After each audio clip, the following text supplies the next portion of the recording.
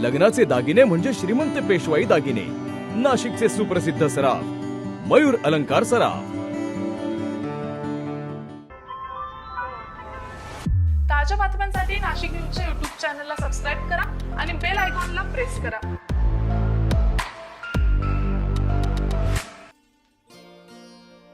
विधानसभेची निवडणूक आता अवघ्या 10 दिवसांवर येऊन ठेपली।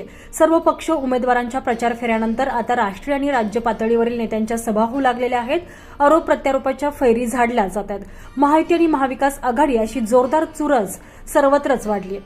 मात्र ही चुरस मध्य मतदारसंघात चांगलीच टोकाला गेलेली आहे। मध्य मतदारसंघातून महायुतीच्या देवयानी फरांदे आणि महाविकास आघाडीचे वसंत गीते यांच्यात चुरशीची लढत होतीये।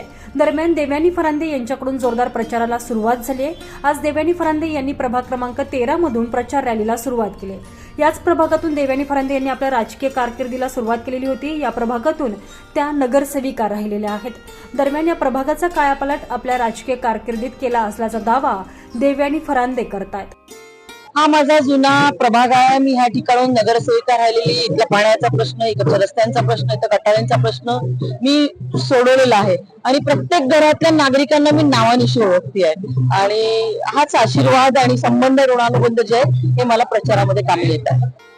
देवयानी फरांदे यांनी गेल्या 10 वर्षात केलेली विकास कामे हीच विरोधकांना सडेतोड उत्तरं आहेत। नाशकात मोदींची सभा झाल्यापासून विरोधकांचे धाबे दणाणले आहेत। विरोधकांनी कितीही आरोप प्रत्यारोप केले तरी देवयानी फरांदे यांचा विजय निश्चित असल्याचा दावा देवयानी फरांदे यांचे समर्थक आणि महायुतीचे पदाधिकारी करतायत। एकदम चांगलं वातावरण आहे। विरोधकांना त्यांना हादरे बसतील असा त्यांना मेसेज जातोय।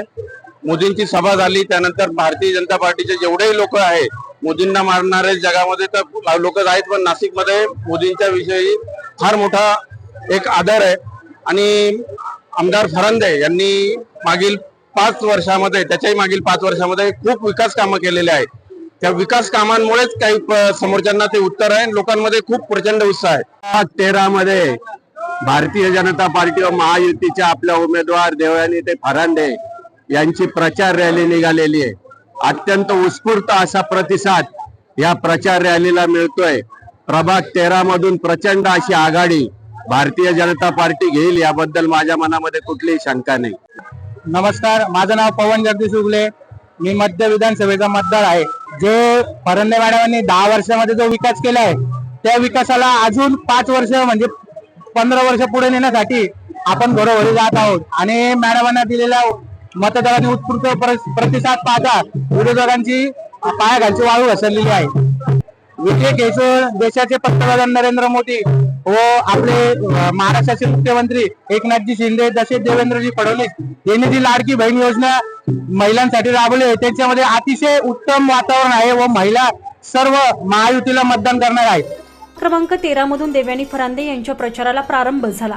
प्रभाग क्रमांक 13 मधील अशोक स्तंभ या ठिकाणून प्रचाराला सुरुवात झाली। त्यानंतर रुंगठा शाळा, लोणार लेन, हेमलता टॉकीज, गाडगी गल्ली, गंगावाडी, तेली गल्ली, सुंदर नारायण मंदिर, गोराराम लेन, गायधनी गल्ली, Pethe high school, red cross building, Yashwant व्यायाम शाळा, टेम्पो स्टँड, मंगेश मिठाई, बोहरपट्टी आदी मार्गावरून रॅली मार्गस्थ झाली। त्यानंतर तिवंदा चौक, म्हसरूळ गल्ली, तांबट गल्ली, रहाड या ठिकाणून भव्य रॅली काढण्यात आली। त्यानंतर सुनीती सोसायटी येथे रॅलीचा समारोप झाला। आज रविवारी काढण्यात आलेल्या प्रचार प्रसंगी माजी ज्येष्ठ नगरसेवक विजय साने, प्रशांत आव्हाड, स्वाती भामरे, हरिभाऊ लोणारी, गणेश मोरे, सचिन भोसले, मनीषा भोसले, वसंत उशीर, ललित नहार, योगेश बेलदार, सचिन मोरे, निखिल पवार, शिवा जाधव, पवन उगले, गणेश कोठुळे आदी पदाधिकाऱ्यांसोबत सर्वसामान्य महिला यांचा उत्स्फूर्तपणे सहभाग होता।